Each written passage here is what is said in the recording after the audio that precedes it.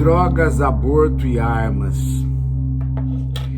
Nesses três temas, a oposição ao governo está organizando uma frente. A bancada da bala com armas, a bancada evangélica com a questão do aborto e as duas bancadas também com o pessoal mais do âmbito geral, que não está recolhido a frentes, com o tema das drogas. Essas pautas são ditas pautas de costumes, mas, na verdade, elas não são pautas de costume. Elas têm um braço no mundo econômico muito forte e, por isso, elas estão na jogada. Se fosse só pauta de costumes, seria bastante simples, né? No caso das armas, não é uma questão de segurança, mas é uma questão de que a indústria armamentista tem, né, a sua base no Congresso e no governo Bolsonaro, na abertura de clubes de tiro que acabam se transformando em correia de transmissão para o fornecimento de armas para as milícias. E isso envolve muito dinheiro, isso é parte da economia, isso é parte do PIB. No caso do aborto, né, sabe-se que esta pauta também tem implicações econômicas, né? Não é fácil garantir o aborto no serviço público. É preciso que você tenha um melhoramento do serviço público para garantir o aborto legal. E, obviamente, que os setores conservadores fazem o seu aborto em clínicas particulares e querem que o SUS cada vez se diminua mais, se apequene mais. Não tem interesse nenhum de fazer o SUS crescer, porque ele compete com as clínicas particulares para tudo. Se ele competir também neste âmbito, aí fica difícil, né? E na questão das drogas, então, nem se fale. Não há uma das indústrias mais poderosas do mundo, é a indústria das drogas. A gente bastante, digamos assim, há muito colarinho branco, né, envolvido nisso. Não é alguma coisa da favela, como se quer fazer passar. Então, também tem a ver com o mundo econômico e, principalmente, né, a descriminalização alivia o orçamento da polícia para que ela possa trabalhar com o setor de inteligência e não só com o setor de repressão. E, neste caso, fere os interesses dos governantes conservadores que preferem trabalhar a questão da segurança com a questão da repressão, porque é mais fácil ganhar votos com isso. Bom, mas o que eu estou dizendo é que a oposição se organizou para derrotar o governo nessas pautas e ampliar o conservadorismo. E aí a esquerda começa a ficar desesperada, a internet fica desesperada, você começa a aparecer ignorantes de todo tipo. Alguns, inclusive, dizem: a esquerda está derrotada, a esquerda acabou no mundo todo, não tem mais esquerda, estamos, né? Aparece os profetas, os apocalipses generalizados de gente que não estuda ou que acha que tem uma esquerda na cabeça, né? E só aquela da cabeça dele é a esquerda. Então, você tem uma série de canaizinhos aí movidos a cliques robóticos, né? Bem, vamos ser mais objetivos? Vamos dar uma olhada no contexto geral para a gente não se perder? Tudo esse auê tem a ver com questões econômicas? Tem. Mas por que neste momento esse auê retornou? Ah, é porque agora o governo está frágil. Mas isso não explica. Não explica nada. Então, se o governo frágil, aparecem pautas contrárias a ele. Tem várias outras pautas contrárias a ele. Por que estas? É que estas, gente, elas têm um peso muito grande nas eleições que se aproximam, porque as eleições que se aproximam não são eleições para deputado, não é eleição para governador, não é eleição para presidente. Estas eleições são eleições municipais e elas são solitárias. Não há nenhum modo de carrear grandes temas nacionais para elas.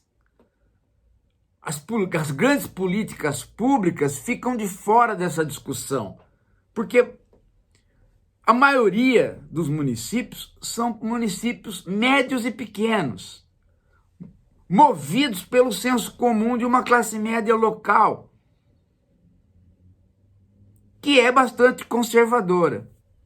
Então, colocar esses temas da pauta conservadora agora na jogada e tentar derrotar o governo através da articulação do próprio Bolsonaro significa jogar para o Brasil um tema que é agora fundamental para render votos.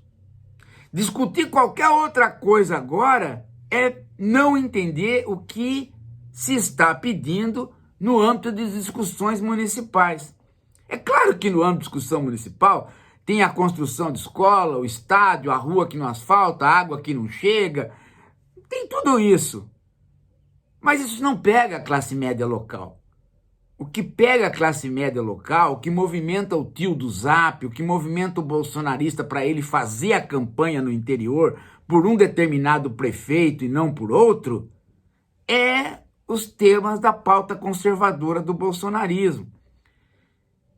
E os prefeitos, mesmo os de esquerda, nesta hora acabam cedendo os candidatos e começam a favorecer as pautas conservadoras, ou então não têm capacidade de explicá-las, como o caso do aborto. Aí, meu amigo, vai tudo de embrulho.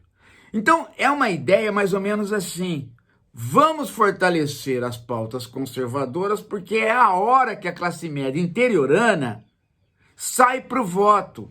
E sai para o voto sem politização. Sai para o voto em torno de um prefeito. Sai para o voto em torno de pautas muito fáceis de serem distribuídas pelo bolsonarismo.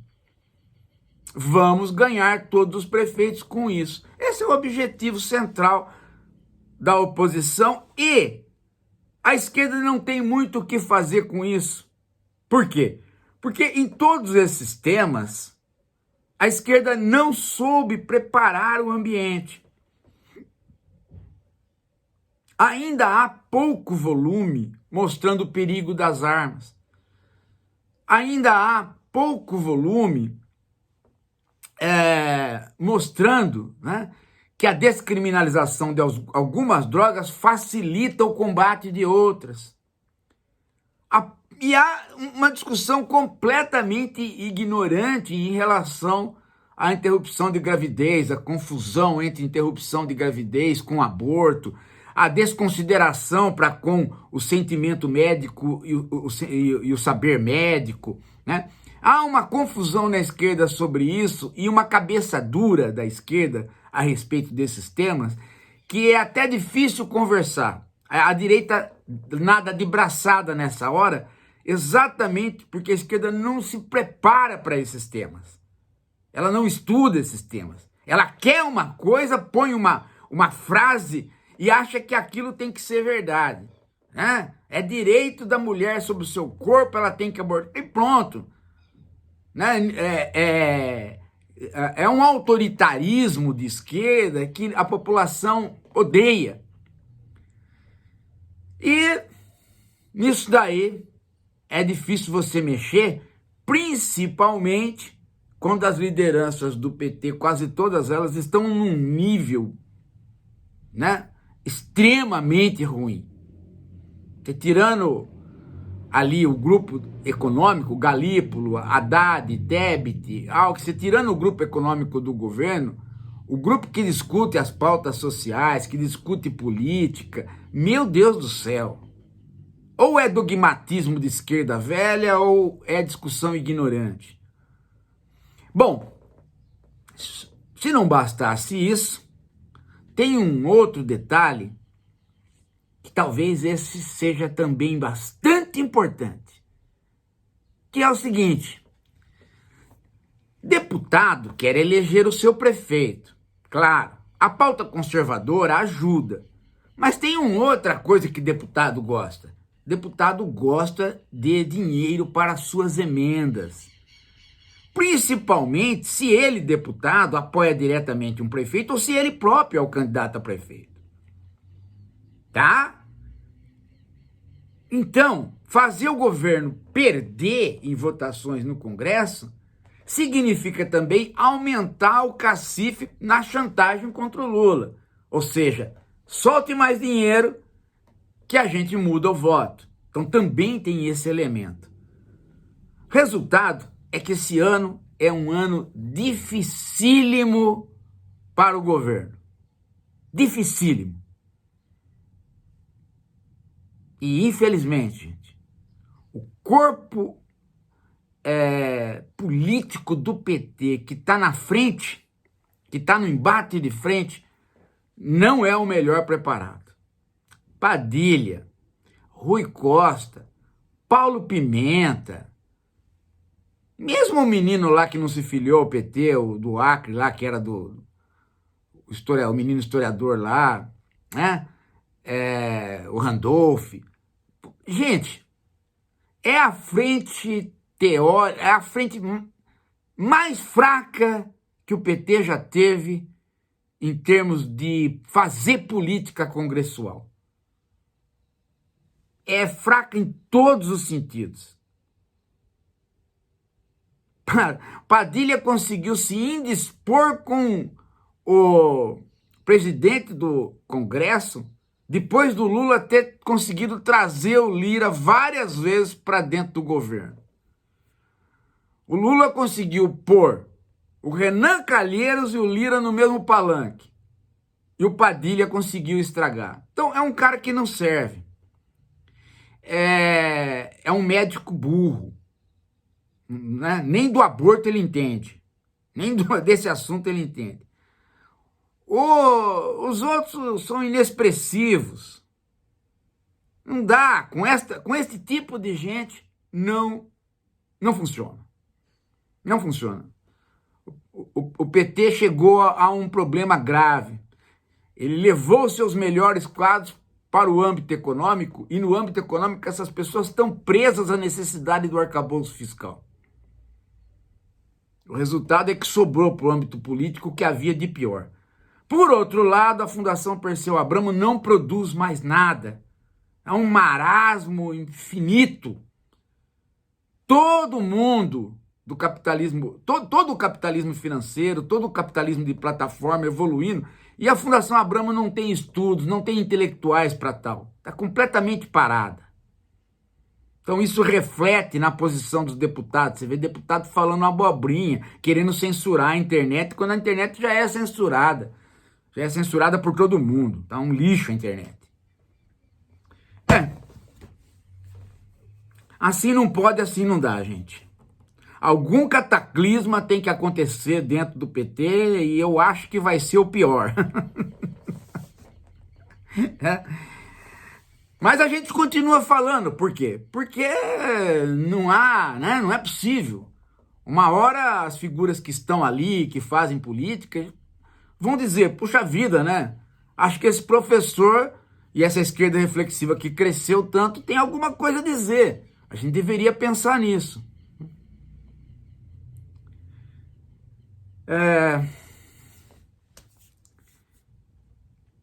É isso.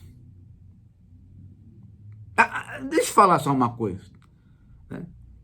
Talvez falte para a esquerda a composição novamente de grandes seminários, reunindo intelectuais, não essa merda que está aí né, intelectual que o Luciano Huck traz, ou que Fronteiras do Pensamento, não. Retornar à tradição de trazer aqueles pensadores que contribuem para a esquerda, no mundo todo. Um grande seminário.